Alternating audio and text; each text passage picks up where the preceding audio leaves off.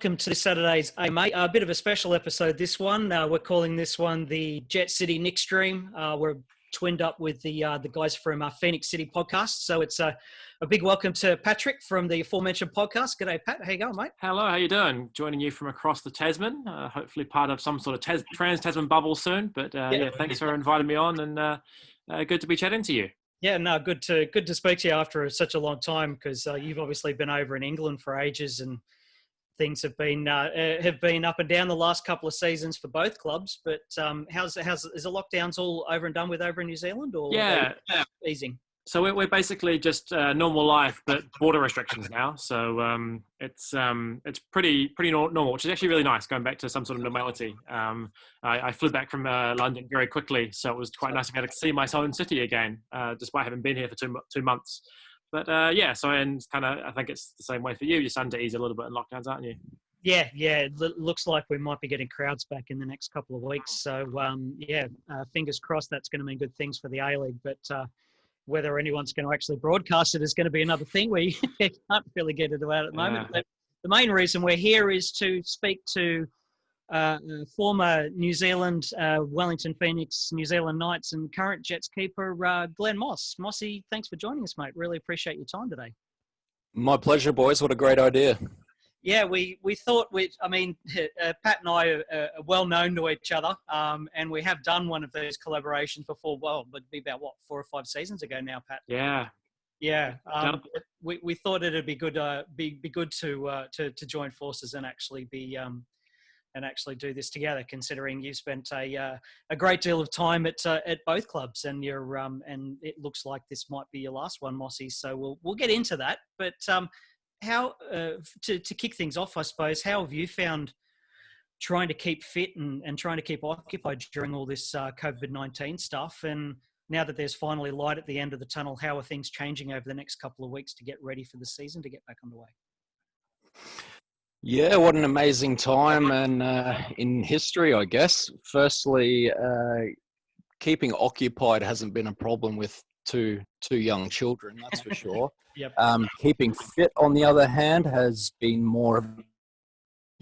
So we're lucky at the Jets. We've got a pretty good medical team and sports science team, and we've got programs from our fitness trainer and Concept Gym's given us exercise bikes and some gym equipment and stuff like that. So we've been ticking over as much as you can on your own. As I said, chasing the kids around the backyard's probably been my highest intensity of workout I've done so far.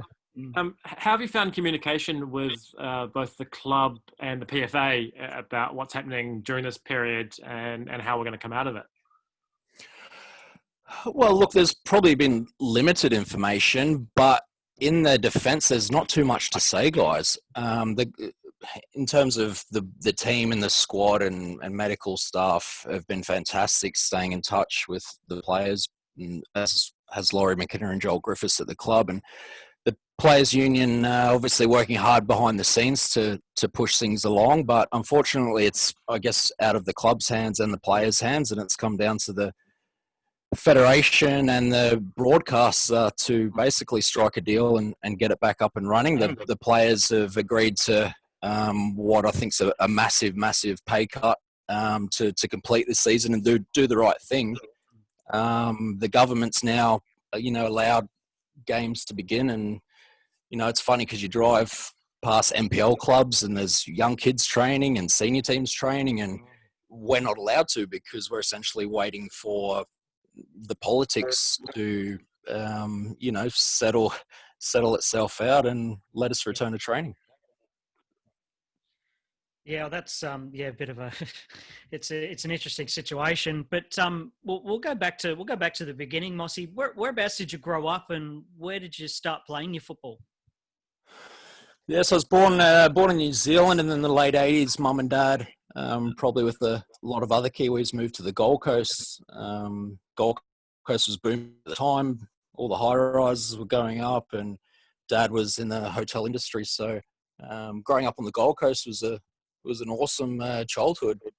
Played plenty of sports, beach surfing lifestyle. It was pretty hard to beat. and fell in love with football, really. There was a junior club at Runaway Bay next to my school, and in the lunch times, we'd get out there and have a kick and a play, and then be over there again after school for club training, and just really fell in love, especially with goalkeeping from then on, and stayed on the Gold Coast until I finished high school in 2000 before chasing a professional dream. You said you fell in love with the game during that time. Was that just purely by playing with it, or was it by watching football? Did you have a team that you supported while you were growing up? No, purely just playing it, guys. And this is, I guess, the thing that I look back on, and I had Kiwi parents that still don't know what offside means.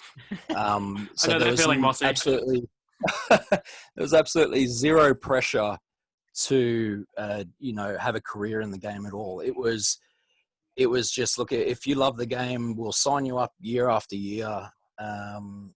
Take you to training, take you to the games. I didn't have a favorite club. I didn't watch it on TV. There wasn't a lot televised in the 90s, especially on free to air stuff. It was getting up at 4 a.m. and watching some of the Premier League or World Cup, depending where it was. And like I said, just playing at lunchtime and after school. And, I remember being in tears sometimes on Tuesday or Thursday afternoon when it was raining, because this is, again, the time before WhatsApps and group messages and this kind of stuff. And Mum would just see the rain and say, oh, training's washed out. There'll be no training. I'd be in tears. I'd make Mum drive me down to training just so I could see that there was nobody on the fields and there was a, park closed sign on it. And only then would I be, I guess, relatively happy to go back home and sleep it off.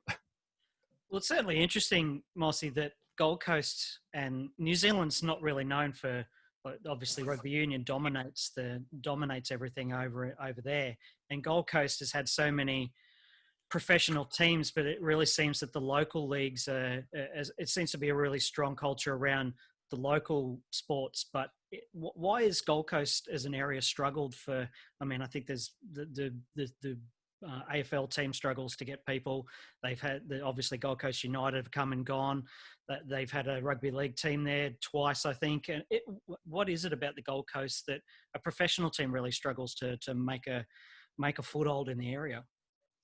Oh, it's such a good question. It's been asked year after year, and I'm sure the government and the mayor would love an answer to it, because in my opinion, and from growing up there and obviously returning there for a couple of seasons to play professionally with Gold Coast United, sometimes I wonder if the lifestyle was actually too good, because there's so many things to do on the weekend or a Friday, Saturday night, that professional sport, unfortunately, is one of the last, I guess, things that pop into people's minds. Yeah. They've had very good rugby league teams. Even our Gold Coast United side, the first season, went half the season undefeated or something like that, and results were good and all those sorts of things. But then you drive to a game, and okay, it might be a very tourist heavy town during the summer, so a lot of tourists are just there for the lifestyle, and same with the locals. But I just think it's a mix of there's so much to offer, so much competition, that not even the rugby league or the AFL seem to really thrive there.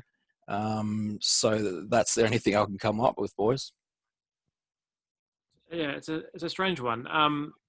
To go back to what you were saying before about when you started playing football, and you said you fell in love particularly with being a goalkeeper. Were you always a goalkeeper? Did you try out in other positions around the field? Did you have a go up front, or was it always? Did you always kind of know that it was going to be goalkeeping that was the place that you loved playing? Yeah, I think always in my heart it was goalkeeping. Up until 12, maybe the age of 12, I'd like to have a run around with the other guys, and but it was just, there was something about being goalkeeper. It always dragged me back to, and I'd have a bit of a run around, and then I'd ask to jump in goals, or at training I just seemed to gravitate towards the goal mouth, and there was just something about the challenge of waiting for someone to smash a ball at you. And dive on it or throw yourself in the way.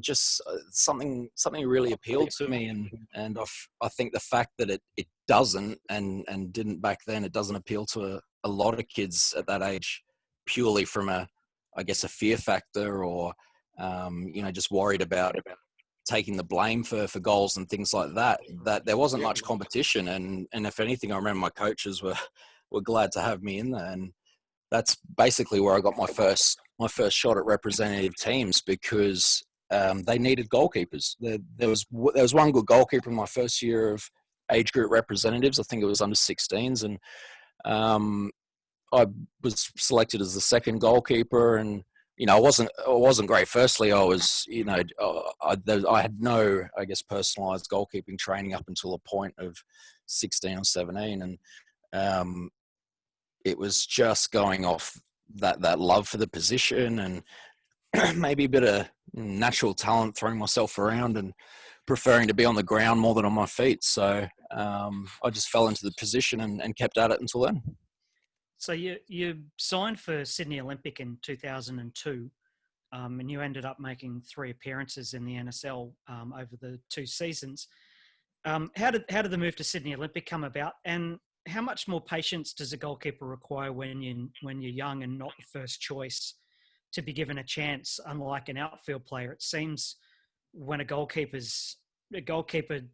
gets a run of games, and that they either stick with them, or once the goalkeeper's form dips, that's when they look at changing people around. So it can be a long time for especially a young goalkeeper who's untried to get given that chance. How much patience compared to an outfield player do you need as a goalkeeper, and how much of an understanding did you have at the time that you needed to put your time in and wait for your opportunities to come around?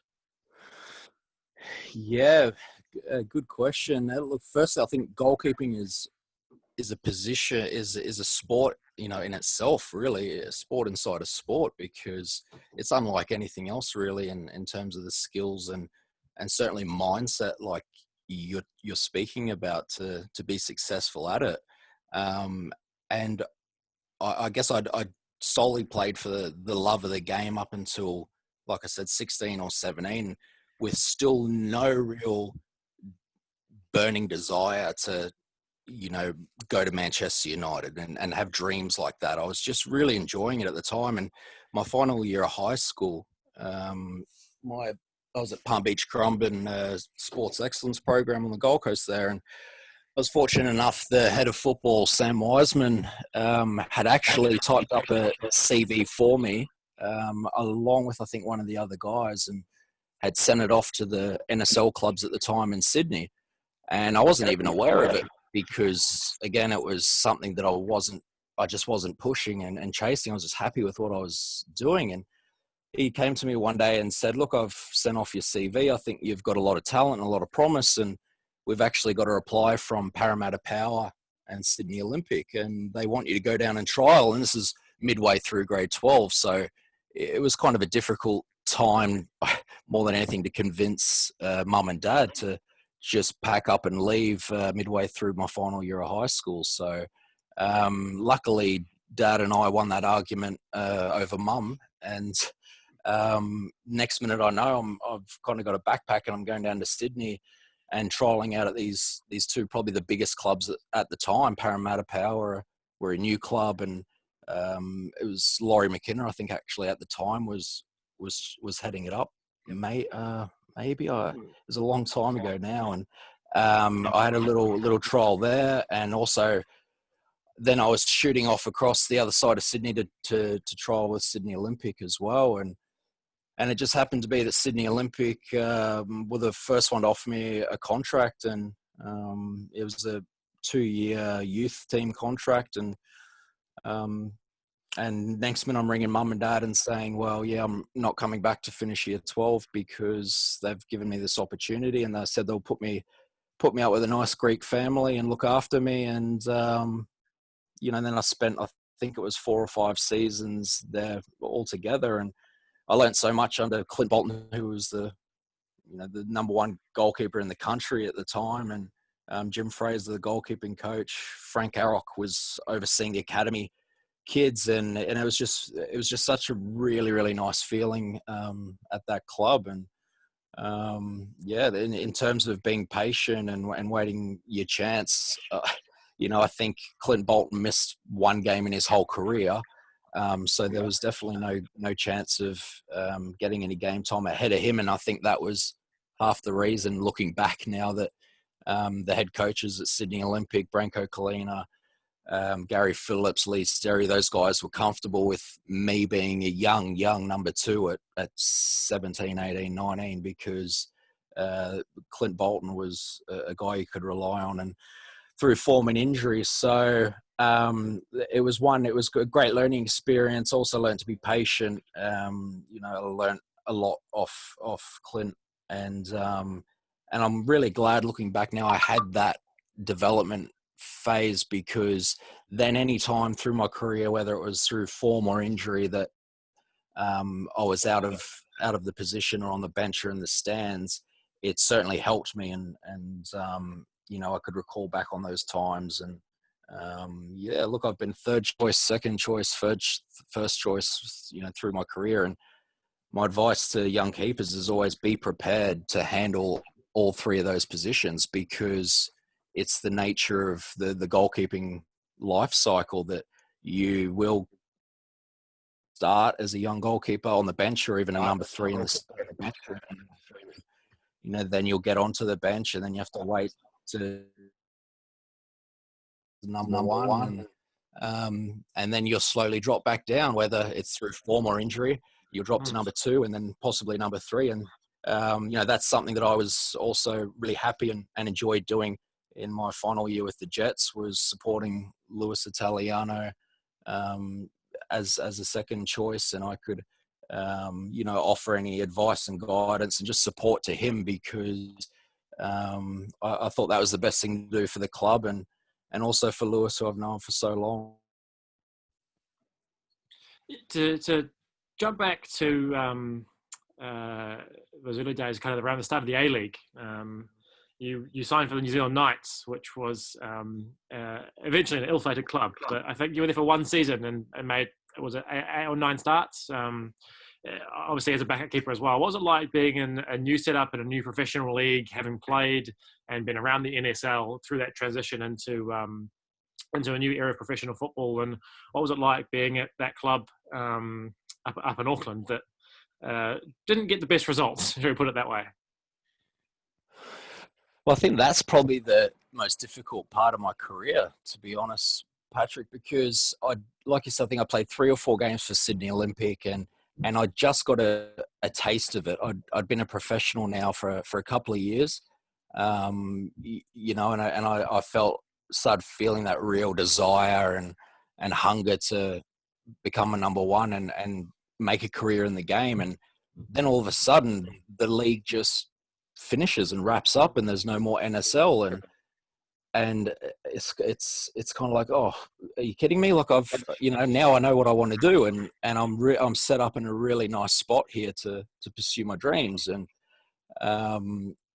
so when the A-League was announced and it was starting, and each club would be I guess presented, all at different phases, different times. And I remember just sitting on the internet, and every time a club was announced or shown on TV, I'd jump online, I'd find whatever name, whatever address, whatever contact I had, and I sent them all an email. And I actually showed Laurie McKenna and Ernie the email that I'd sent them as a young player, to say, please, my name's Glen Moss and I'm a goalkeeper, and this is what I want to do. And I sent that to every A-League club at the time. And Laurie at Mariners, Ernie at Melbourne Victory were the only 2 that responded to say, sorry, we've already got goalkeepers signed. And New Zealand Knights were the 3rd club, and they said that they were sending a scout over to watch the New South Wales and Victorian NPL games. And luckily at the time I was playing for Bonnyrigg in the New South Wales Premier League, and I got a tap on the shoulder after a game. And so they were from New Zealand Knights and interested and wanted me to come over. So Yeah, I was just rapt that I had that chance. And then when Danny Milosevic was signed as the first choice for New Zealand Knights, I was buzzing about that too, because he'd just come back from Leeds and had been the Ollie Roos keeper at the Sydney 2000 Olympics, and was somebody that I'd watched and admired. So, look, to be a part of, like you said, a kind of a startup club that was very much on a low budget, and the ALeague model right around the competition, I think there was still a lot of trial and error at all the clubs, and even though we won one game, it was that year. To be with some of those top pros, Darren Baisley, Neil Emblem, Danny Hay, Danny Milosevic, and I got a few games there, I think, as well, mate, 5 or 6 games, something like that, first season. And despite the poor results, again, that was a big stage of my career. And even those games that I did get gave me, again, that belief that I could still go on and make a career in the game. Just a question without notice, Glenn, obviously not having much to do with the New Zealand side of things, especially that early on. What was going wrong at the Knights at the time, and why do you think the Knights didn't work and the Phoenix so clearly has? Well, I suppose it's easy with hindsight, mate. Looking back at it now, the players, there was no community engagement. I don't remember doing one promotion. I don't remember going to a school, a local club. I don't even, unfortunately, remember if there was a community officer employed at the club. So things like that now are a massive part of professional sports clubs, not just ALeague or football. It's something the Phoenix have done very, very well, something the Jets do really well. And that's where you really grow that supporter base, is from getting the players out into the community and schools, local clubs. There's no us versus them. It's we're all one. We're all in the community together. And like I said, out of the clubs I've been at, the Phoenix and the Jets probably do community the best. And I've really enjoyed doing it for both clubs as well, because I guess the easiest part of our job is to put a smile on a kid's face and have a kick, and then see them come and watch you on the weekend. I'll let you cover the rest of the New Zealand stuff, Patrick. Cool. I mean, I don't think there's much more to talk about, because you're only there for a season, right? You ended up not having your contract renewed. Is that how it happened? Yeah, it was a strange one. I had signed a 1-year deal. Like I said, I played a handful of games and thought I did quite well. And then whether they were unsure about the management for the following season, I can't recall, but there was no contract offered to me for the second season, and it was still a little bit wait and see. We'll have a chat to you at the end of the season. And there were all whites games towards the end of that season, and unbelievably, one of them was against Brazil over in Geneva, and so I was lucky enough to play in that one and have a good game. And there was an agent waiting in the hotel lobby for me after the game, and he was the Romanian agent that ended up offering me a contract at Dinamo Bucharest. So at the time there was nothing from New Zealand Knights the following year, and I didn't actually return from that all whites game. I went from Geneva into France to join Dinamo for pre-season training, and ended up staying there for a season before coming back when the Phoenix were created. Interesting that the Knights couldn't see their way clear to offer you a deal, and then a club over in Europe have decided to sap you up. But obviously, that you said that was how the transfer came about to go into Romania. Obviously, the excitement levels from the beginning to the end were a little bit different. So at the beginning, how excited were you to be playing in Europe? Bucharest is a pretty well-known club around European circles. And about when did it sort of start to go sour for you? And because you tried to leave in the winter break, but you ended up staying out the rest of the season before coming back to Wellington. It's sort of what was the timeline like from sort of beginning to end? Probably. Well, I guess misreported from what you're saying, because it wasn't like that from memory. Actually, I remember signing, obviously, and probably actually never being so scared in my life of anything, because it just came out of the blue from a dodgy agent that was sitting in a hotel lobby that I still didn't know whether he was for real or not, right up until the point of meeting someone from the club. So I was waiting for Ashton Kutcher or someone to jump out with a camera and tell, or, Jeremy Christie and Dave Mulligan to jump out and say that they pranked me or something. But look, signing in Romania, what an amazing experience. Like you said, they were the biggest club in the country. We're in the UEFA Cup. Just the level from going to New Zealand Knights that didn't have a community office, to going to Dynamo, where there's people there washing your car when you rock up as a player, and there's always fans waiting for autographs every day at training. And it was a massive step for me. And like I said, it was pretty scary, to be honest, at the start, because I was still quite young and hadn't played more than a handful of professional games. So there was certainly no expectation of walking in as a number one at a club that size. And it was only once we'd returned to Romania after the preseason in France that I realised there were 4 goalkeepers there at the time as well. So I thought, okay, well, fair enough.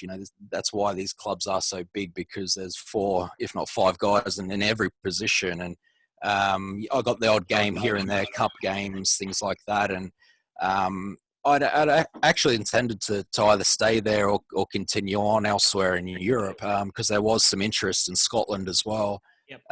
But when Ricky Herbert called and basically pitched the idea of the Wellington Phoenix, and his goal was to try and get as many New Zealand national team players back as possible. And the thought, when you're sitting in a freezing, snowing Romanian apartment, and the idea of going back to Wellington and playing with some of your best mates, and being close to friends and family, and the idea of being at a club that was going to be done right as well, after New Zealand Knights, and it was just too good to turn down. So that was the major reason for coming back, and it certainly wasn't for anything horrible or scary in Romania. All right. Well, someone will need to adjust your Wikipedia page then, because you're quoted as calling the move abroad a disaster, which was where I got most of that information. Lost in translation. I think it also says on Wikipedia I'm 6'4" or something like that as well. So they can adjust that while I'm there. Yeah, you shrunk a couple of inches, so yes, do at the moment. So you came back to Wellington and you got to experience forming a new New Zealand A-League club for a second time. You mentioned that it was nice to be part of something that was being done right. What were the big things that were the key moments that you realised that this was different to what had happened in Auckland the previous 2 years, and what made you decide that was probably going to be a good thing for the club?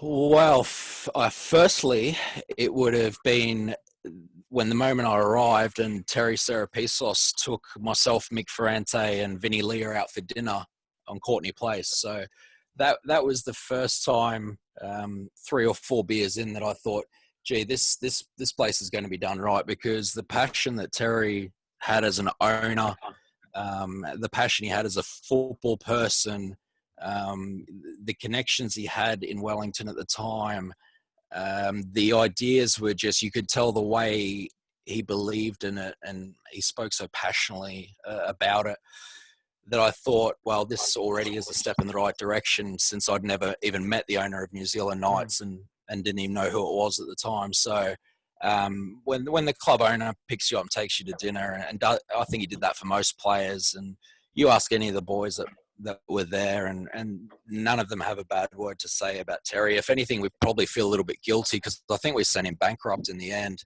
I remember the time he came into Cafe La Faria and asked, I think it was Jura and myself and Vinny or Siggy, that, hey, do you guys want me to get Beckham out here? And we kind of looked at him like, what what do you mean, to play for us? And he laughed and said, no, I can get the Galaxy out and you can play against them. And we just went, oh, hell yeah, why not? And he said, right, leave it with me. And then, the next week he said, okay, I've had a chat to a few people and we're going to do it. But the only problem is you'll have to back up after playing Adelaide the night before.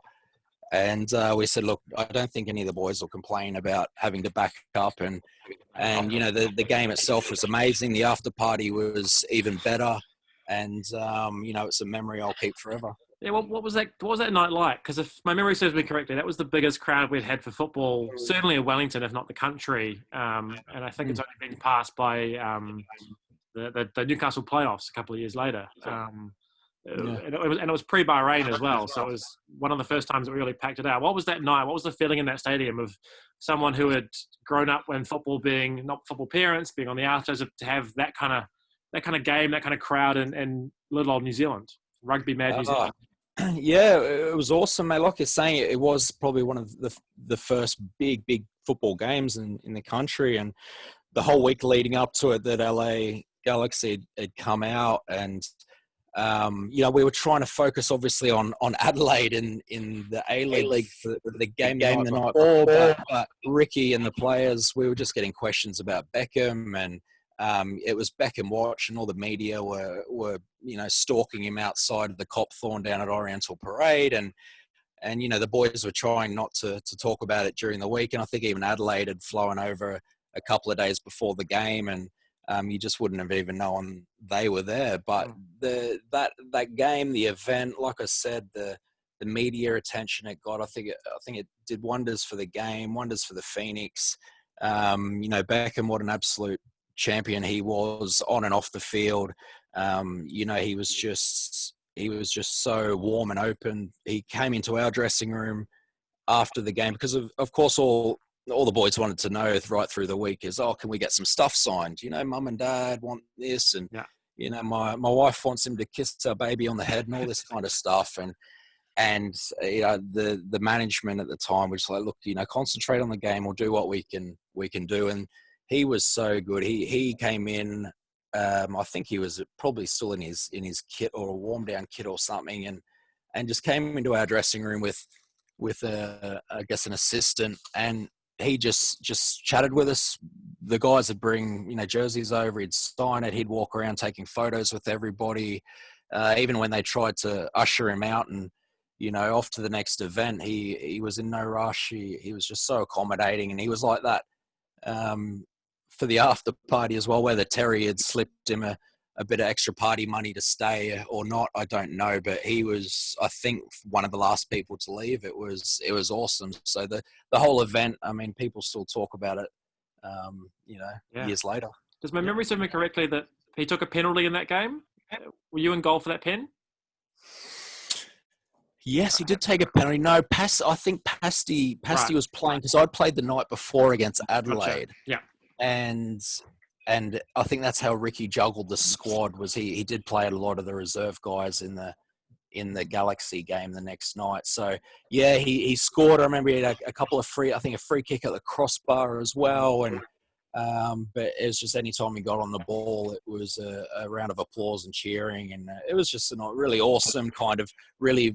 When they talk about friendly matches, that's one I think back in my career and go, that was a proper friendly because it was just an exhibition match. Do you remember who got his jersey? Who got his jersey? Yeah.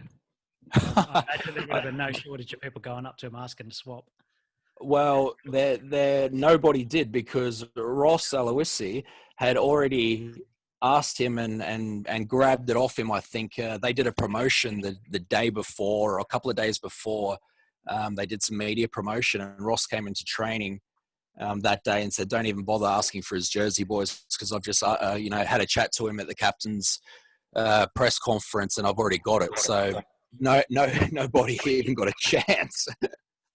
You got to be in quick. The rest of that time, that couple of years, I think the first season you started quite a lot of it because Pasty was injured at first, and the second season a bit less game time.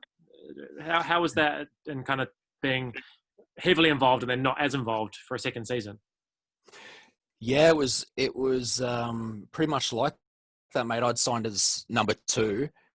Ricky was honest about that. And again, coming back from Romania, I had no issues. And Pasti was the national team number 1 and the senior keeper as well. So it was only until the captain's run the day before the first game that Pasti had suffered concussion and got kicked in the head, that I started that season at all.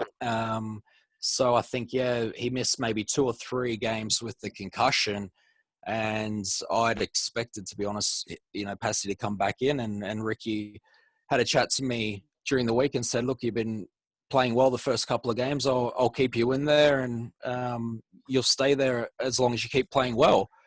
And I think I did go on to play every game bar 1 that season, and had a really good season. So that's why probably halfway through the next season, Melbourne Victory contacted me and said that Michael Theo was heading off overseas and they needed another goalkeeper. So I'd taken that opportunity. And at the time I was, I'm not sure if I was in the squad for the Phoenix or out of it, but when you tell a club that you're obviously leaving, you don't expect to be, getting many favours for the rest of that season anyway.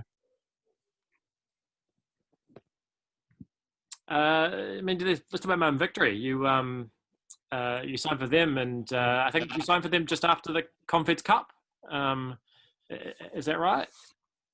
Yeah, well, no. I mean, I'd signed for Victory midway through the season with the Phoenix. Gotcha. It must have been maybe just since the new year, December, January, something like that. And then at the end of that season in June, was the Confederations Cup. So I'd already moved to Melbourne prior to the Confederations Cup in South Africa in 2009. And I was fortunate enough to play all 3 games at the Confederations Cup, and that was an amazing tournament, playing against Spain, South Africa, Iran, and then went from there to begin with Melbourne. And look, in terms of the facilities, the professionalism, the way the club operated, it was it was exactly why I went there, is to experience again a different club in a bigger city. They were obviously so successful at the time, having won the grand final the year before, the 5 or 6-1, I think it was. And it was a really, I guess, exciting time at that stage of my career. And look, it's one I thoroughly enjoyed and don't have any regrets at all. And if anything, that was where I was introduced to Ernie Merrick, and we formed such a close relationship. And,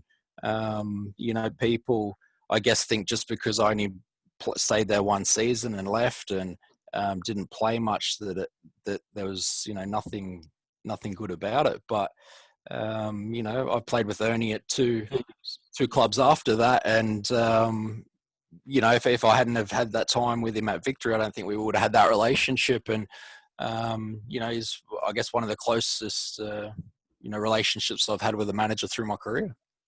There was interest overseas after your performances at the Confed Cup. Apparently there was some South African clubs that were interested in signing you. Has there been sort of steady interest over the course of your career from overseas clubs? And how close did you actually come to not going to Melbourne and looking to try your luck overseas again? Or were you you'd made the decision you were keen to stay in Australia/New Zealand and stay in the ALeague? How much of the tossing up between staying local or moving overseas has there been throughout your career? Well, unfortunately in football, I've never got to choose when the opportunities come along, and all my opportunities came along at the wrong time. So I'd already signed for Wellington Phoenix when there was interest from Scotland, and then I'd already signed for Melbourne Victory prior to the Confederations Cup, where there was interest from South African clubs after that. And then there was, towards the end of my career, offers in Asia after I just had my second child. So there was, at all those moments, it wasn't right for me or even possible to explore those options. So I had a trial at Sheffield United after my first season at Gold Coast, and that was probably the best opportunity I had. And I went over there and trialled for a week and a half before going away to China with the national team. And I trained well, but I couldn't play. And the manager said that he wanted me to return after the game in China with the national team. But then while I was away, he got sacked. So, the nature of British football, the way it is, that's how that happened. And look, I wouldn't have said honestly that I was better than the goalkeepers they had anyway. I was on par with them and fitted in. But if you're trolling overseas, unless you're a lot better than what they have, then you can't expect them to bend over backwards and sign you anyway. So, look, I enjoyed my season in Romania in terms of overseas football. And look, at the end of the day, I've had a 20-year professional career. And would you rather a 20-year professional career in Australia and New Zealand, or a 2-year professional career in the UK? And then that's it. So, and that's, happened to a couple of my mates, and they've had a few years overseas and then come back and can't even get an A-League club. So, look, I suppose while I didn't have dreams to play for Manchester United, my dreams were to become a professional footballer and have a career in the game, which I've been lucky enough to have. One of the probably best seasons you had in that career was probably that first year at Gold Coast United, where high flying, and you made the playoffs that year. What was it about the setup there at, again, another pretty new club? I think, was that the first year of Gold Coast United? But what was it like at that club that allowed you to kind of have the second year? I think Mossy came in for Jess Van Stratton. There we go. Furns onto it. But yeah, what was it like in that setup that allowed you to thrive and play well? Yeah, well, probably the fact that Gold Coast was where I grew up. So mum and dad were still there. My friends, family were still there. I knew all the local clubs, the area, a lot of the football people, and it felt a very comfortable environment. And that, along with the squad that we had at the time, was phenomenal.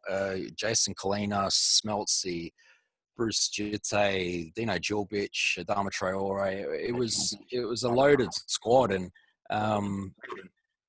we had a pretty eccentric owner in Clive Palmer, but he backed us to the hills and gave the team private jets and all those. We'll get to him in a minute. Well, as I said, you'll have to charge the batteries and the microphone for some of those stories, because there's so many. But personally, it was being around top guys, good pros, they're winners, along with some of my best mates. Scott Higgins was the number 2, or I guess my backup goalkeeper, but he was also my goalkeeping coach at the time as well.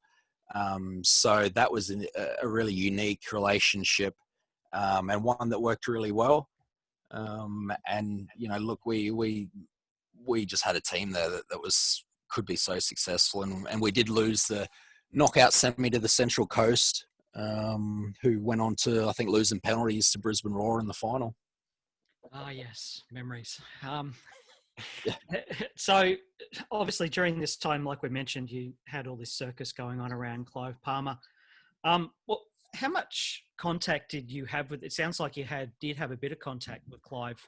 It wasn't working, for instance, at similar parallels to around the Nathan Tinkler time, where when no one really saw Nathan, it was all through Troy Palmer and the people around the Jets office. But sounds like Clive was very hands-on with you guys. So how much contact did you guys have with him throughout the course of while you were there?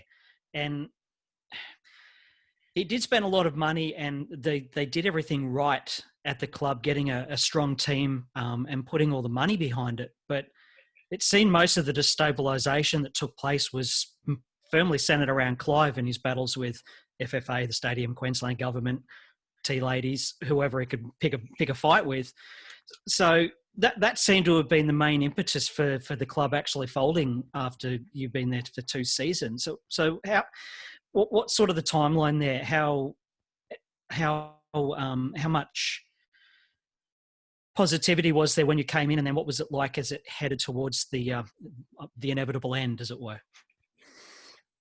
Well, look, firstly, yeah, Clive was very, very hands-on. He loved us. He would create space at his Davika Lodge that was essentially a golf course, and where he ran all his business, the business side of things from. And we'd use that space for a gym and our recovery sessions in the pool, and there were tennis courts there, and he'd always be there. He loved us. He was hands-on. He'd say things to us like, if Frank Lowy had got rid of this idea of a salary cap, I'd pay you blokes what you're worth.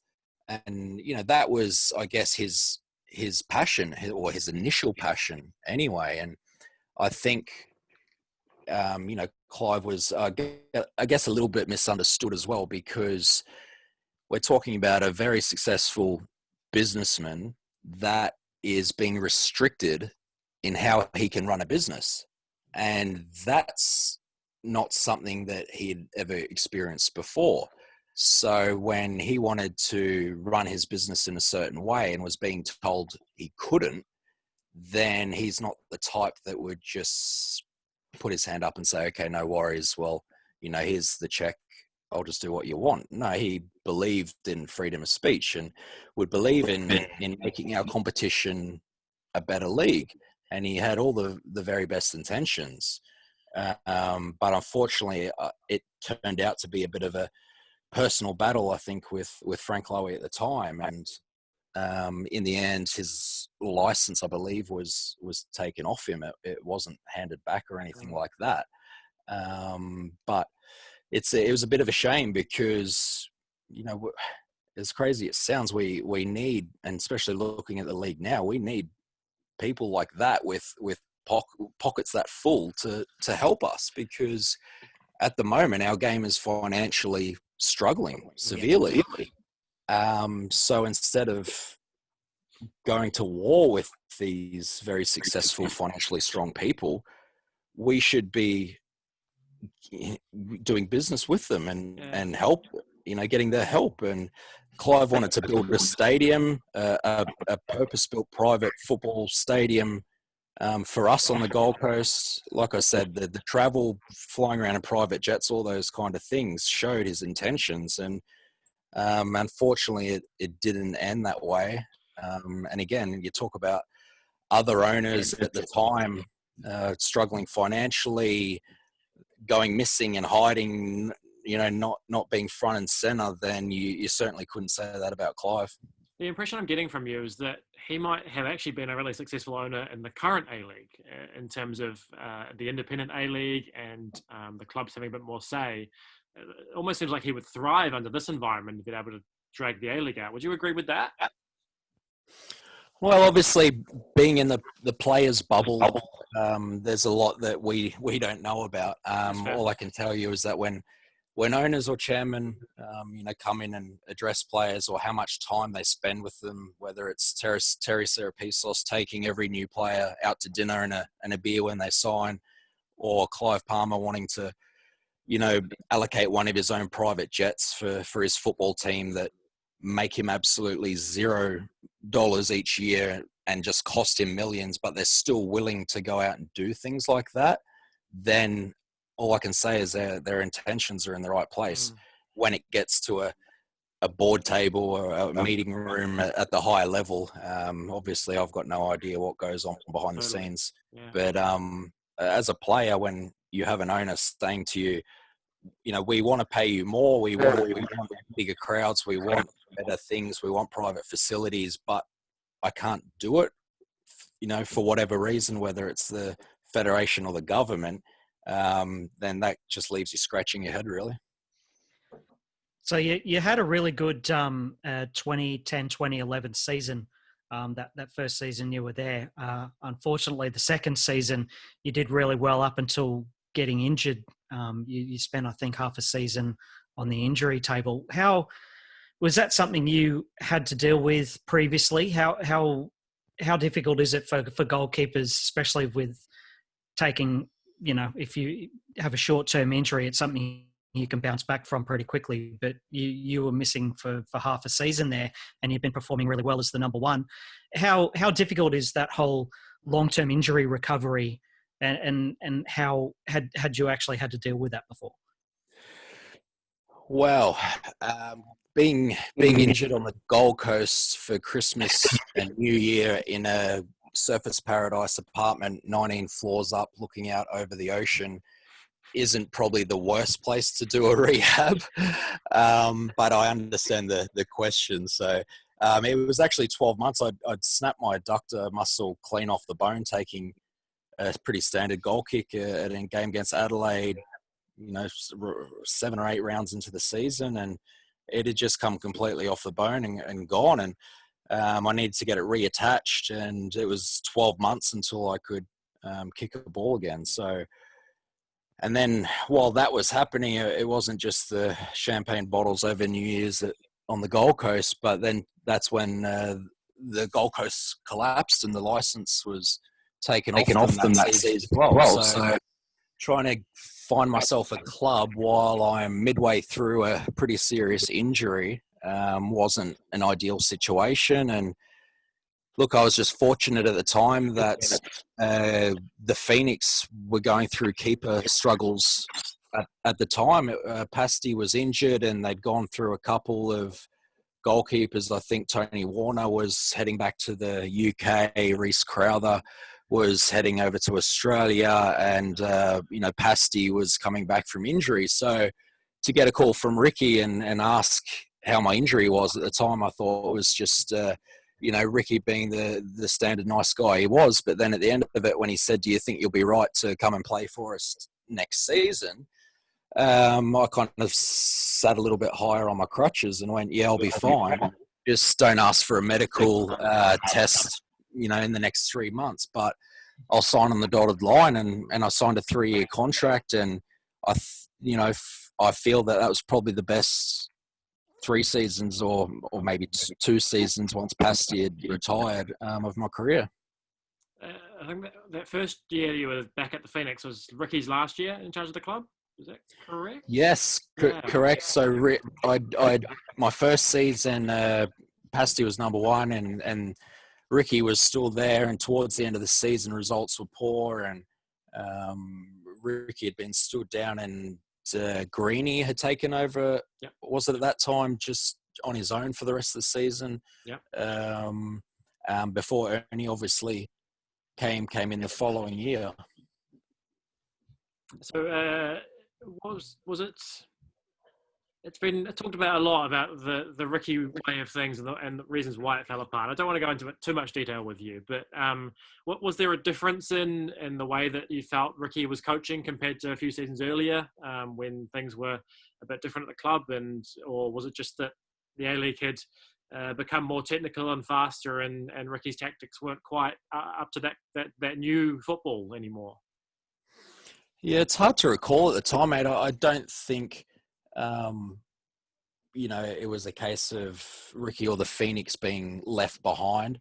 I'm not sure if, our squad at the time was the strongest either. Obviously, when Ernie came in the following year, he brought Carlos Hernandez, Nathan Burns, those sorts of players. And, that's the reason we had the success in getting to the finals that we did with Ernie. I mean, obviously Ernie's, he's an attacking minded coach, and, it was very hard for me and especially the defenders to accept that this is a coach that doesn't mind conceding 3 goals so long as we score 4, which is something you won't get a lot around football anywhere in the world with managers and, I guess their job security and things like that. But, Ernie had this belief in us, and, everywhere he's gone, he did the same thing at Newcastle Jets when he came here, and, got 10 or 11 goals out of Jason Hoffman the first year he was here, and Andrew Nabu coming back from the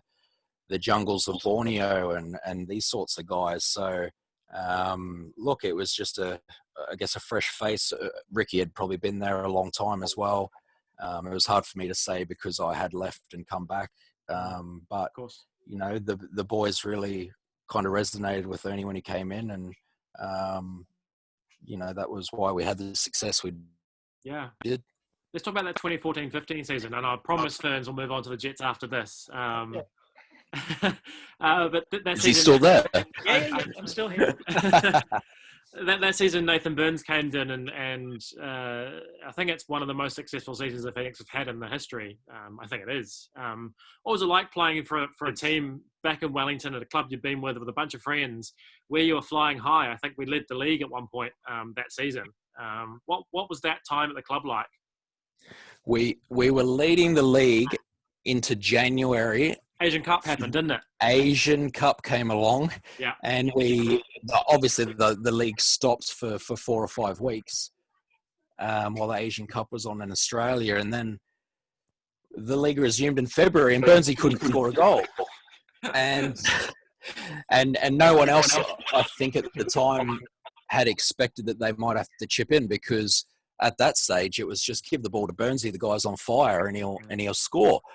And then for whatever reason, it was harder for Burnsy to score, and then the rest of the boys were trying to chip in, and we kind of went from top of the league to limping in maybe at 3rd place or 4th place, something like that, and then getting knocked out in the first round of the finals at home to Melbourne Heart. I think they were still at the time Melbourne Heart or Melbourne City. We got knocked out, and we didn't even get a shot on target in that game. And it was crazy. I remember being in the dressing room after that game, and I think Jason Piney he waited for me, and I didn't even expect him to still be there. I was just walking out of the ground because I'd taken that long. I was gutted, and he just kind of stayed, and he gave me a hug firstly, and he said, "Look, I wanted to just stay and give you a hug because I could only imagine how that feel, but can I ask you a few questions for radio while you're here?" And I've kind of never been so speechless in my life, because I remember saying to him something like, "Piney, I'd rather have had a rubbish season and somehow scraped into the finals or into a grand final and not really deserve to be there, than being top of the league at January and then going out with not even having a shot on target in a home semi." It's just a really empty, sickening feeling, and everyone was just kind of speechless. And I don't remember a Mad Monday or any sort of gathering afterwards, because no one could really believe how that season had finished. It was just really, really dark, and we just felt like we let so many people down because we were flying, and we'd silenced everyone in Australia that was questioning the Phoenix's existence and their right to have a license and those sorts of things, that we had expected so much more out of ourselves than what ended up happening. Yeah, and then eventually Ernie left the Phoenix and moved to the Jets, and I'll let Furns take over from here. All right. Well, obviously, Mossy, you became Ernie's first signing in May of 2017. So what's it about that relationship? You said you've worked with him over three different clubs. What is it about the way Ernie plays, the relationship you have with him? What is it that makes you want to work under him? I think, that was the first time I'd retired. So I'd wrapped things up with the Phoenix because they were in between managers and said that they were waiting to appoint a manager before they would sign anyone for the following season. And again, I think that was my 5th season after being back there, my second stint, and I'd opened a cafe back in Sydney with my brother-in-law that I was a silent partner with, and I thought, well, this is probably a good time to wrap it up and go back to work in the cafe, which we did. And I was elbow deep in a sink full of dirty coffee cups, and I had a missed call from Joel Griffiths, and we'd played together in Wellington before he'd hurt his knee and finished his career. And I rang him back at the end of the shift and said, what do you want? Do you want a free coffee or something? And he said, "No, I don't want a free coffee. I want to offer you a job." And I was like, "Oh, here we go." I said, "Mate, I'm retired and I'm, got elbow deep in a sink here, and he said, "Well, Ben Kennedy's just told us that he's leaving, and we need a goalkeeper." He said, "Mate, I can't guarantee it'll be number one because Jack Duncan's here, but I'm just trying to find out who's available at the moment." And I said, "Oh, look, I've kind of just told my wife and my brother-in-law that we're moving on and retiring and getting into the next phase of life. So let me have a think about it."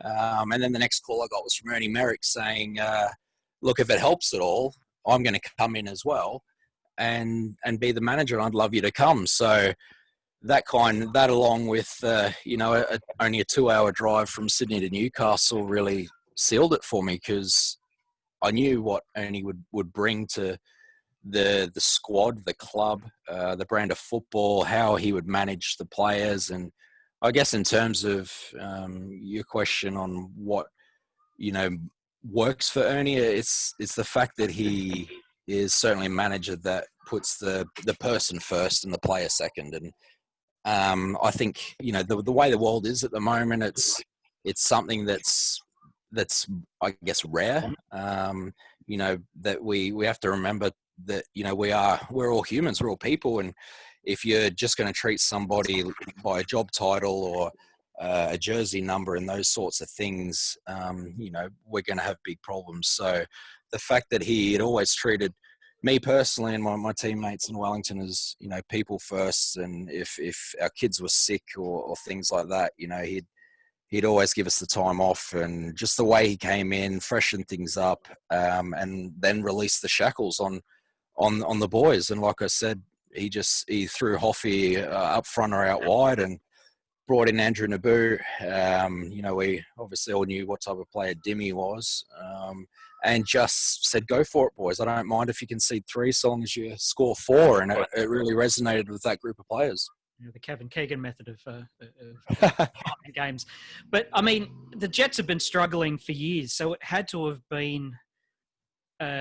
given you pause for a minute to come into a club that's not one of those big city clubs that can spend some more money and then improve their fortunes. It's got to be a whole of club approach, which the Jets have not been renowned for in previous seasons.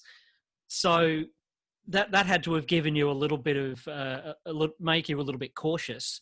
And then to see the turnaround that Ernie did bring in that first season of his, was that even above and beyond the players' expectations? Because I remember sitting down with him at some point during that season.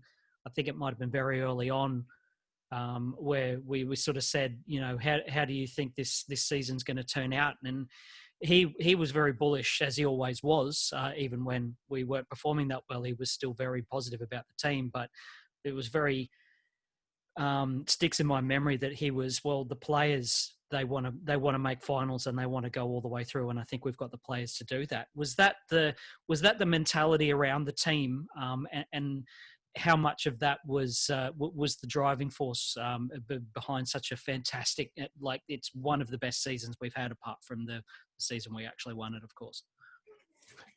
Yeah, well, I suppose that I wasn't hesitant in signing that season, as funny as it sounds, because they did finish, I think, wooden spoon the year before, and yep. and had a pretty bad season. But for me, it was also, Ernie was quite honest and said, "Look, I do have Jack Duncan here, who is one of the most talented up and coming goalkeepers in the competition, but I need a experienced goalkeeper to support him and work with him."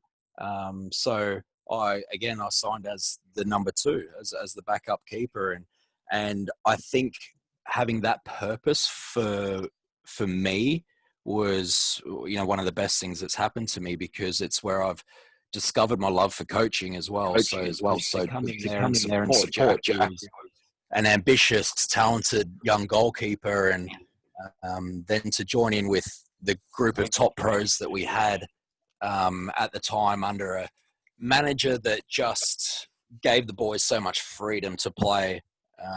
It was just the perfect mix, I think, for that season. You've got Laurie McKenna and Joel Griffiths in management positions at the club, and they're football people. And and that's another key, to that season especially, was that when Laurie needed to make the change in the squad in terms of management, he obviously made the right decision. He, other clubs that don't have football, I guess, staff with football backgrounds making those decisions, it's a lot more difficult for them to get the feeling on the ground what the players need. And Laurie just nailed it, bringing Ernie and the whole atmosphere. And I didn't know what it was like before I'd come, but midway through preseason, I've got senior players coming to me saying, "Hey, this is good, huh? Like, this is this what it's been like in the past?" And they were really enjoying it. So when players are enjoying coming to training every day, there's nowhere else they want to be. Those sorts of feelings show on the weekend, and then as the crowd started to build, that's when the belief started to build. And like you said, preseason, I think we're probably aiming for finals, like most clubs do, without putting too much pressure to finish any higher. But then when we're jumping back and forth, first spot through the season, we thought, hey, we can really do something special. And then to host a grand final, I think was beyond anyone's dreams. So you had a 9-run game in that season when Jack got injured. How? Obviously, you said you were signed as a second keeper. Were you expecting when he came back from injury that maybe you would be given a little bit more of a chance, or you were happy to fill in while he was injured and then take that step back and keep as the second keeper? How much of a not a fight, but how much competition was there for that first keeper spot? I had fractured ribs at the time. I was getting injections in my ribs, so I was begging. I've never begged in my career more to please don't select me. As soon as Jack could, I think, strap up his ankle or his toe that he'd hurt, and was good enough to take a goal kick to halfway, I've never been so happy in my life. So, look, as that role, like I said, that was my purpose, to support Jack, and then if needed, do a job, until he returns. So that I was more than happy with the handful of games I got, because then at the end of the season, obviously Jack went down again in the semi-final, and next minute I'm lining up in a grand final. So I've got no complaints with the way that season turned out. Yeah, absolutely. Obviously, we've got an entire podcast series you may or may not have heard about the 2008 grand final season, and the players were absolutely amazed at the way the town got behind, and again that happened in this season where we had the grand final and we were hosting it. It didn't get taken off us and stuck down in Sydney. So what are your memories of that week leading up to the grand final, and what are your memories of the build up before the game and basically everything before the 9th minute of the match, where a certain header that we'll get to in a second? Yeah, what an awesome week. It was special for me because just the way the season had turned out, my role, my mindset, coming out of my first retirement, I have 2 kids.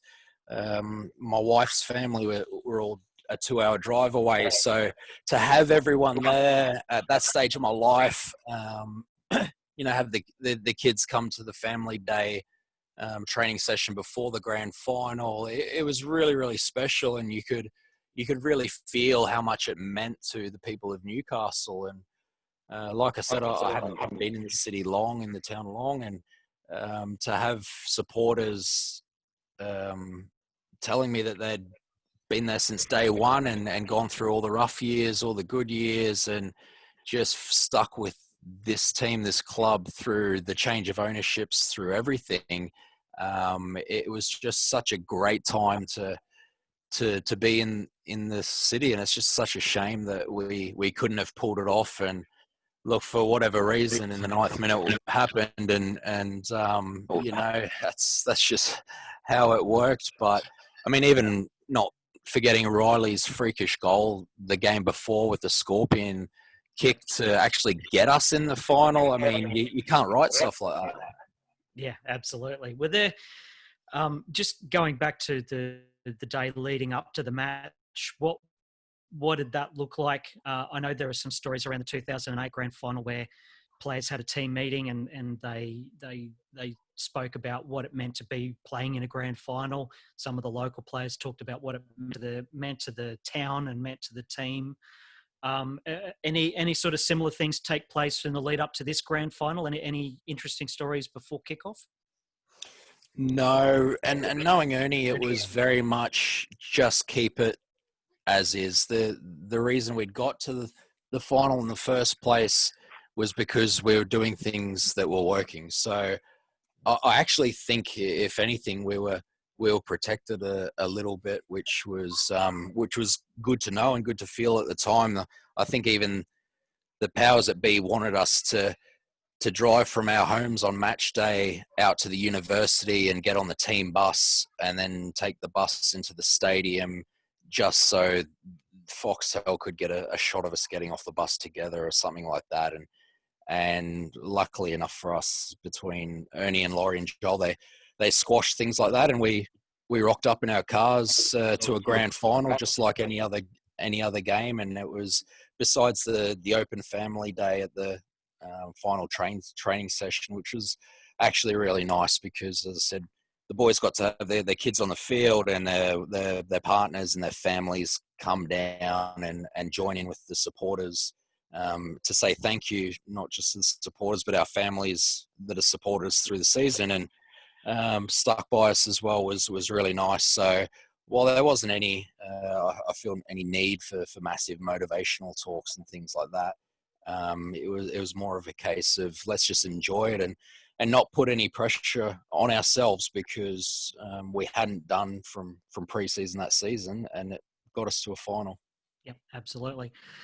Well, I don't really want to talk over too much about that game for obvious reasons, but how clearly were the 3 or 5 players of the Melbourne Victory offside when that header from James Donachie, who's quite interested? I don't know if Patrick's aware of this, but we've announced that we've signed him for next season.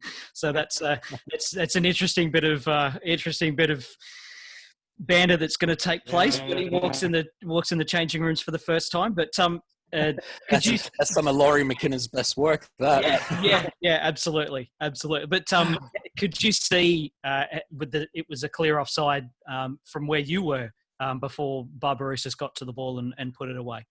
Well, no, because I don't know if you were at the ground at the time, but the screen's cut out as well, or they didn't show any replays. So obviously it was a set piece. So like everyone else, I was watching the ball being delivered from out wide. So none of us really, I don't even think anyone appealed for an offside at the time. That was going to be my nenext question. Were there any other players saying, "Hey, these guys were offside"? But did anyone from the team? I mean, Donks was at the back post as well. So he was essentially the furthest player and behind everyone else, which you could argue is another reason, with the brightest bleach blonde hair that you'd ever seen, and the only one on the field at the time standing probably 10 to 15 meters in front of the linesman.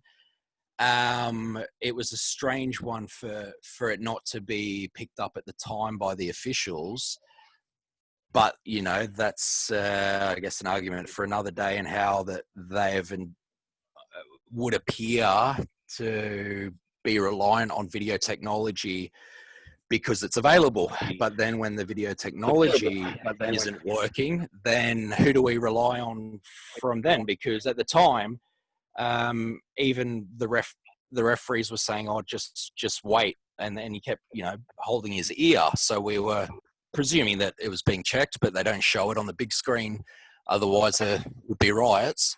And so everyone's just standing around, and the ref just at the time said, "No, it's been checked, boys. It's it's kind of all good." And so we didn't appeal. We just assumed that everyone at home was getting to watch replays back over and over, and they would come to a decision. So it wasn't until we had actually got into the change rooms afterwards that some of the family and that were coming to the dressing rooms, and boys were checking their phones, that they're like, hey, have you seen the goal? And yeah, the change room kind of just went silent while everyone was either looking at footage or listening to somebody that had seen it at the time. And it was just really strange. But no, we didn't know at the time, obviously. And look, regardless of how that goal happened, we still had enough chances in that game and played well enough to win it. But, credit to Melbourne. They hung on and literally threw their bodies on the line to get that win. And faces in the way and all sorts of things. Yeah. Look, and just let me say on behalf of the supporters, thanks for an absolutely fantastic season. Obviously, it's not something that we want to. We like to remember a great deal, losing a grand final in that manner, but everything leading up to that was just completely special, and you played no small role in that. So thanks very much. So obviously, Duncan left the club after the grand final to go and play in Saudi Arabia, I think. And then you were obviously made the number one keeper with, I think that's when Italiano came in. So you had another really standout season, 22 out of 27 games, achieving the second highest save percentage in the league that season. But clearly in a team that was struggling for goals and struggling for wins to back up what took place the previous season. How do you balance, obviously you feel like you're performing well and doing what you are required to do, and the other players in the team are struggling for form and struggling to score, and the wins aren't coming. How do you handle balancing that? I handled it a lot better towards the end of my career, I guess, like you'd expect with most things. When you're a young player and you're, I guess, performing well, but your teammates or the team isn't, it's you probably do get a bit carried away with yourself without even realizing. But that's, again, the nature of the position. When your team, I guess, aren't performing well, then that's your job as a goalkeeper, that you then have to perform well, because you're in the thick of the action. And if you can keep your team in the game long enough, then maybe you'll get a goal down the other end and win the game. So I've really enjoyed those seasons and those games, I guess, because that's what we train for. That's our position. That's what we're there to do. So look, I wouldn't be there if I didn't enjoy being under pressure and having that responsibility of the number one. That's, again, something difficult for young keepers to grasp straight away, because you only learn that over time. And look, it's difficult to be humble, I guess, because especially with the way social media and the mainstream media are these days, that that you're either focusing on scoring goals or saving goals. In our match, the parts in between don't get too much attention. So, but at the end of the day, I've always said that I'd rather have a stinker and win the game than a blinder and lose the game, because it just changes the whole atmosphere of the team getting the win, and your job's a lot more pleasant for the next 5 or 6 days before the next game if you get the win, no matter how it is. Yeah, absolutely. So you played at the end of that season Champions League again. We ended up with a battling win against Jakarta and then a loss to the Kashima Antlers. What were your memories and thoughts around those two games? The Kashima one was especially interesting to watch. The J-League sides are just clearly a step or two above where most of the A-League teams are at this current point in time. How did you find those two games and just the standard of play from Kashima especially? I just was sitting there watching them going, look, these guys are clearly a really beautiful team to watch. What was it like being in the thick of that? Well, I have to be honest, I think there were moments of the game where I was thinking exactly the same thing as you, just saying, wow, the way these guys pass the ball, the move, the accuracy, how they know their roles. They know each other's roles out there. It's clockwork. And it's funny because the simple things like the way they take their first touch, they're always looking forward, the technique on the pass, the accuracy, that's that they've been learning over there from the age of 4, 5, 6, and it's probably goes to show more so, I guess, how far we are in terms of developing younger players over here, because they're not so much working on things like technique at that level. You know, they're being managed by a Brazilian coach on how to win a game. He expects their technique to be sorted, and I can kind of understand at the professional level that shouldn't be something that a professional coach is worried about, the accuracy of a player's pass or first touch and his movement, those sorts of things. So, look, I'm no stranger to Japanese football. I've played against the Japanese national side, the age group side with New Zealand as well. And every time we've come up against them, it's the same story. You can't get the ball off them, and they work their way up the field to the point where you don't know whether they're going to score a 20-yard screamer or just walk the ball in around you. So, look, the way Japanese football has come on since probably the year they hosted the World Cup, you know, they've done some really great work over there. I do realise this has been a long stretch of Jets questions, but this is the last Jets specific one, and we'll see if Patrick's got any questions with regards to the All Whites. But the current season with Ernie been a bit of a struggle. Obviously, he ended up getting sacked partway through the season. Deansy took over for a spot before Carl Robinson came in. There's been a remarkable turnaround since Ernie was moved on. I'm pretty sure when I spoke to Laurie, he said that, and I also spoke to Carl as well, they both said that he was providing some advice before he actually landed in the country and officially took over the team. What have you found the differences between the two coaches, and why do you think Carl's sort of done what Ernie did when he first joined, put a breath of fresh air through the club and changed some things around? What's been the differences to what Carl's done over what Ernie was experiencing? Oh, gee, it's a tough question because, I mean, firstly, every manager is different, and that's not for the wrong reasons or negative reasons. So, as you'll notice, Carl, his philosophy is a lot different. The way he wants to play, building up from the back, keeping the ball, having faith and trust in belief in the players to keep possession of the ball. You know, he's happy with, or will understand players to make mistakes, and he doesn't mind that if we're being brave and you know, playing the way he wants to play, because he believes that we can keep possession and build up from the back and work our way forward from there, and you know, then be ruthless down the other end. So look, he's brought that in, and I think that the players have really enjoyed that. Yeah, look, besides Topper scoring worldies from 40 yards out, him and Bogues are still players that love to have the ball at their feet. They've got no issue with that. So I guess he's just seen different strengths in the players that we have. And look, we had to try something different, something new. And this has worked really well. Again, another fantastic person as well. Played at the highest level himself, internationally and professionally. He's brought in assistant Kenny Miller, who, you know, whether you like Rangers or Celtic or not, he's an absolute legend of a player, top guy.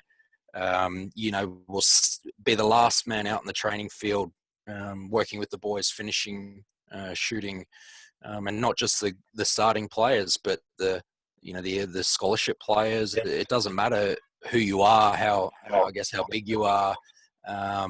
You know, everyone gets treated equally, and the players have really enjoyed that time. And it's such a shame that we had to have the break that we had, because we were just getting on a little roll there, and I felt my cameo of 7 minutes was good enough to keep my spot for the next week. Hopefully that carries over. Yeah, I mean, let's talk a little bit about the All Whites then, because that was obviously a big part of your career, especially through kind of that middle half of what you were doing. Let's talk about the 2010 World Cup. Obviously, probably tinged with a little bit of disappointment for you not being able to actually play at the World Cup itself. You played qualifiers, and I don't know, I'm not sure if any of the Jetstream listeners are aware, but there was a red card that is somewhat dubious issued in that qualifier, and a lack of appeal from New Zealand football due to administrative error. How difficult was it as a player who's getting to represent his country at the highest level to have what every kid dreams of, playing at the World Cup, kind of taken from you by such farcical means?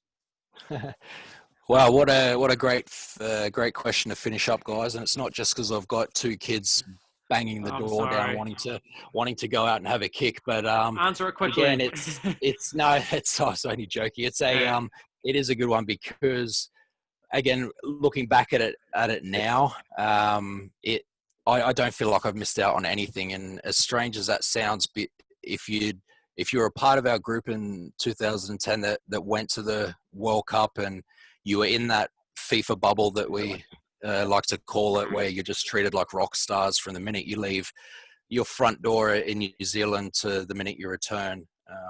Police escorts and business class travel and just everything laid on for you.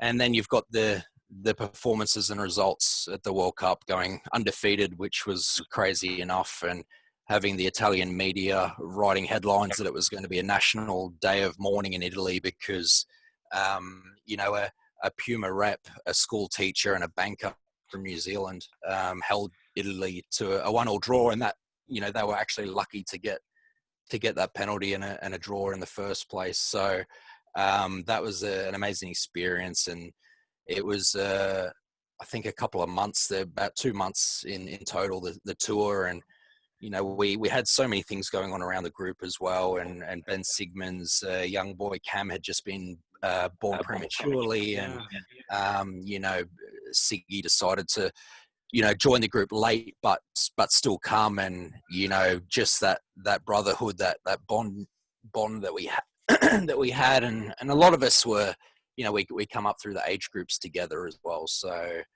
we'd known each other for a long time. Ricky was an Phoenix coach as well, and there was just, it goes to show that you can have all the superstars, I guess, in the world. A team of individuals will never beat, a team of brothers like that. And that's essentially what we were. And we were well aware of who we were coming up against on the stage that we were playing on. But we backed each other. We loved each other so much that that's what got us the results we did it at the end of the day.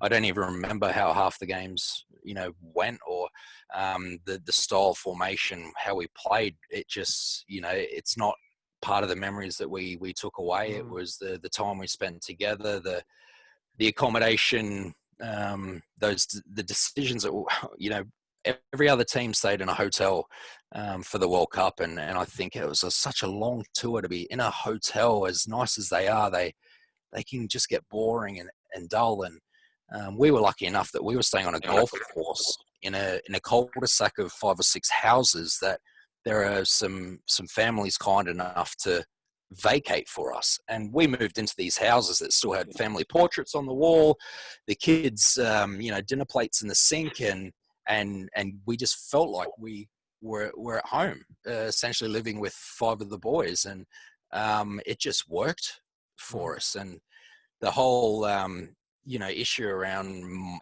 my receiving a red card in the final qualifying game and not being eligible for the World Cup, but the type of person Ricky was like, I'm still taking you anyway. I'm lucky enough to take 3 goalkeepers, and I don't plan on using all 3 of you. So I still need you. You've been in this build up, this World Cup cycle from the start, and played most of the qualifiers, and the workload, as I said, the 2 months tour as well. We needed everybody at that time, and it was a crazy thing to think that the Westpac banker and the Puma rep and school teacher went toe to toe with the Italians and came away with a point. was incredible. I think it was almost exactly 10 years ago at the moment as well, which time flies, right? Oh, reunion? Is that what you're saying? Well, maybe. Let's give it a go, eh? I'll get onto the party, boys. Yeah, yes. Anyway, let's go. Let's do the Jetstream 10. We'll round out with that, Furns? All right. Cool. Yep, no problem. So feel free.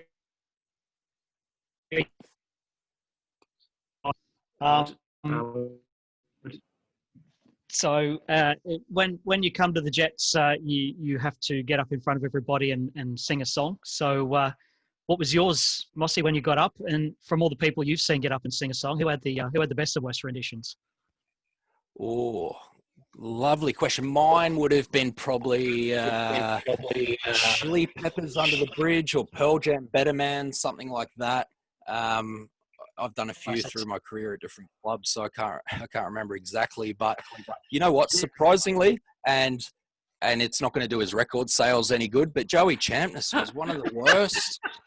Was one of the worst initiation songs that I've heard in my 20-year career. And coming from a professional rapper, and we'd play his stuff at the change room, and he's a great artist and a very talented kid.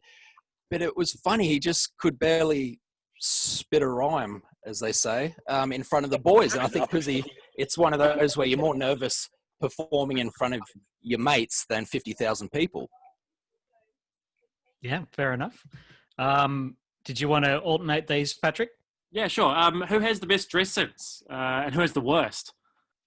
Oh, well, again, that's opinion, and being one of the old boys that rock up in their Puma trackies day in, day out, I don't have too much power in this department. But yeah, look, Dimmy's probably a pretty sharp dresser as well, because you know, he's trying to start his own label, I think, at the moment, and he's just confident in what he can wear, and will pull off an open Hawaiian shirt or a leather jacket.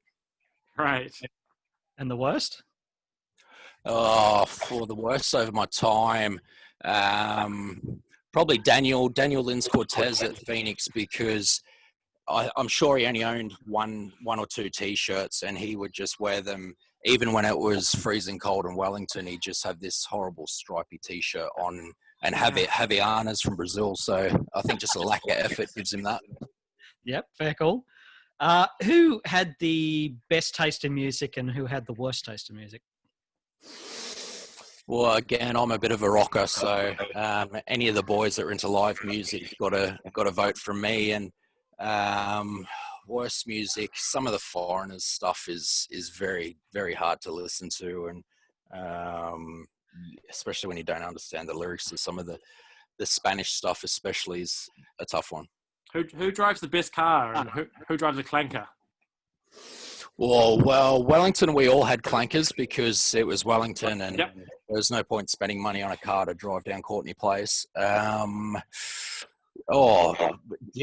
at the moment's got a Mini Cooper. I'm not sure what year it is, but I think it's his third car for the season, after a Mercedes four-wheel drive and I think a convertible he brought for his little brother. So not a big car guy myself anyway.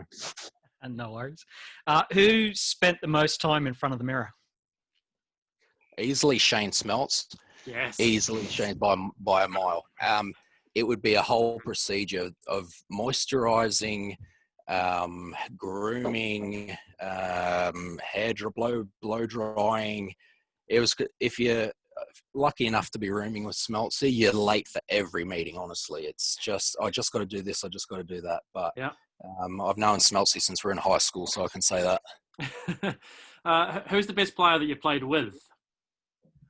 Oh, yeah, it's another tough one. I can't point anyone out specifically.